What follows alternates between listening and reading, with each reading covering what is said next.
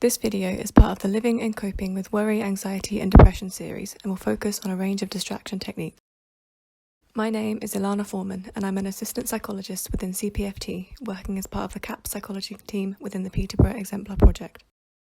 So, going back to the worry tree, sometimes a change of attention is needed to distract your attention away from uncertain or overwhelming feelings.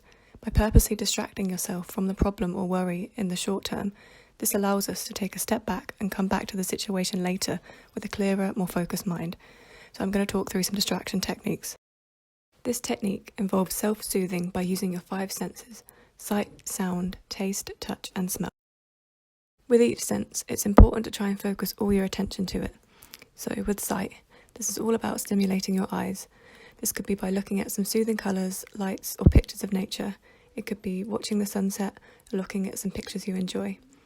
With sound, this could involve standing outside and listening to the leaves blowing in the wind, water flowing or the noise of traffic.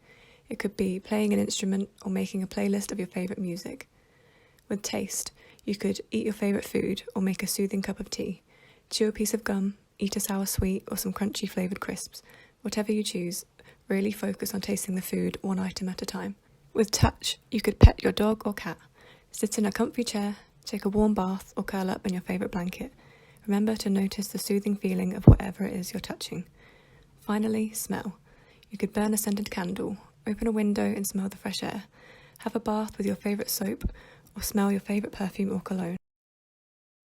Another useful distraction technique is known as TIP.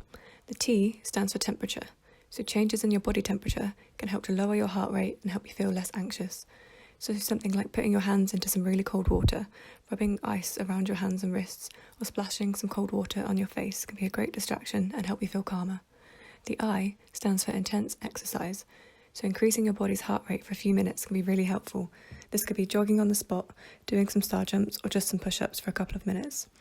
The first P stands for paced breathing, so by focusing on slowing and regulating your breathing, you can distract yourself. This can be done through counting your breaths in and out, or using techniques such as box breathing. And you can see more breathing techniques in the Calm Your Mind video. And the final P stands for progressive muscle relaxation. This is where you tense and relax each muscle from head to toe. When we become anxious, we can tense our muscles without realising. So start off by finding a comfortable position. Then take a deep breath into your abdomen, hold it for a few moments, then exhale slowly and feel the tension flow away with your breathing. Now, using this image, work through each step. Try to tense and hold each muscle for around 5 seconds, then release, pause for a few seconds and move on to the next. Notice how it feels when your muscles go from being tense to relaxed. One way to remember different distraction ideas is to use the acronym ACCEPTS. The A stands for activities, so engage in an activity. This could be housework, gardening, drawing, watching TV, calling a friend, going for a walk, reading, baking, Lego or puzzles. Anything that keeps you busy and keeps your mind off the negative emotion will help.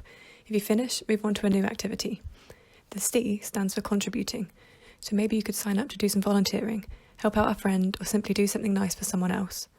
The next C is for comparisons. Think about how you feel now compared to a different time. Remember how fortunate you are and think of others around you. E is for emotions. Try creating a different emotional state if you're feeling low. This could be listening to some music you find powerful, watching a scary film or a comedy, or laughing with a friend. The P is for pushing away. Whatever the situation is, try to push it aside for a while. Try to block out the unwanted thoughts and tell yourself you won't think about that right now.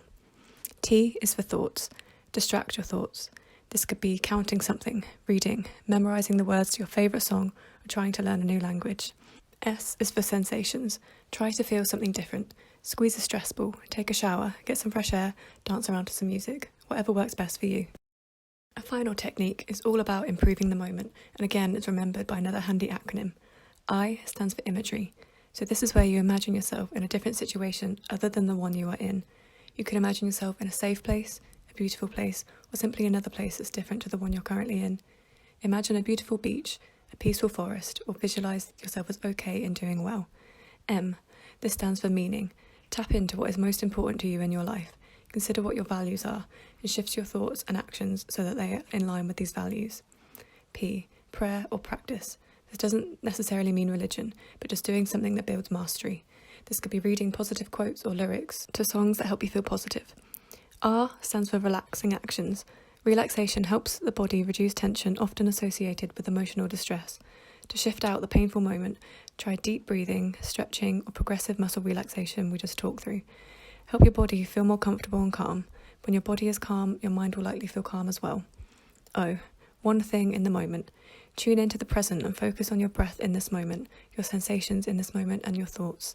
Letting go of the past and the worries about the future can help you refocus your energy on the task at hand. V stands for vacation.